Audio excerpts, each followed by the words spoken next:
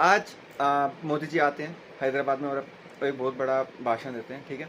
उसके अंदर उन्होंने आज बहुत सारी मेन इंपॉर्टेंट चीज़ें बोली जो मैं आपके साथ डिस्कस करना चाहता हूँ, ठीक है? देखिए, अगर उसका कॉन्टेक्स्ट और क्रक्स में अगर आपको बताऊँ तो उन्होंने बस ये बोला कि हम बस कोई भी हर एक भारतीय जो भी काम कर रहा है, ठीक है?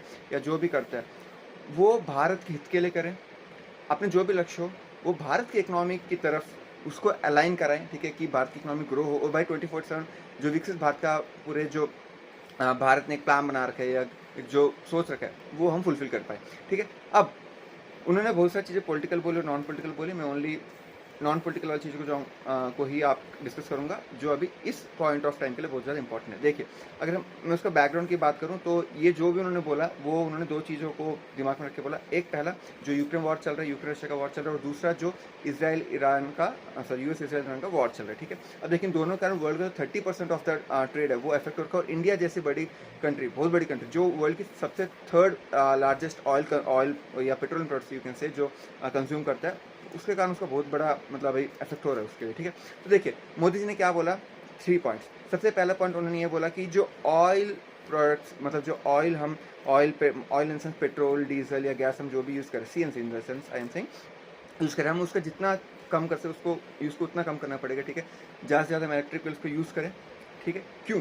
देखिए, आपको पता है कि ईरान का वॉर जब से चल रहा है, तब से हमें इंडिया को जो स्टेट ऑफ हॉर्मस बंद हो गया, इस कारण क्या इंडिया को ऑयल और गैस का सप्लाई सही तरह नहीं आ रहा, बिकॉज ऑफ क्या आपने देखा होगा पूरे वर्ल्ड के अंदर जो है कॉस्ट बढ़ गया, ठीक है, ऑयल इन सब का, बट इंडिया के अंदर नहीं बढ़ा है। तो इंडिया गवर्नमेंट उसको मतलब उसको लॉस को झेल रही है, but still we need to also respect that efforts and we need to do something for that, right? तो उन्होंने बस ये बोला कि पूरे जितने भी भारतीय लोगों से ये बोला कि जितना हो सके उतना हमें कम करना पड़ेगा, ये जितना भी पेट्रोल व्हीकल्स और डीजल व्हीकल्स यूज़ करना है, इलेक्ट्रिक व्हीकल्स जितना ज़्यादा हो सके उतना ज़्यादा यूज़ करना पड़ा है। और अगर लेट्स से कि आप यूज़ करना ही है, तो आप you can go with the car pooling stuff, ठीक है, ऑल दो स्टफ, ठीक है?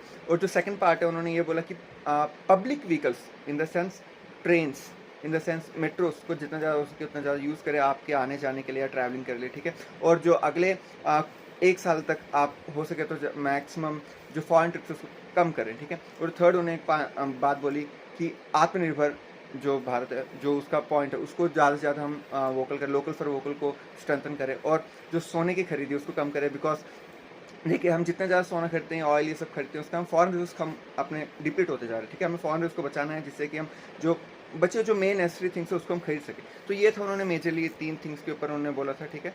और अगर मैं आपको करेक्ट बताऊँ, तो जो भी हर एक भारतीय जो भी काम कर रहा है, वो भारत के हित के लिए काम करे, ठीक है? बस उन्होंने ये बोला था। आई थिंक आपको समझ में आएगा। इफ यस, तो please like and follow. Thank you.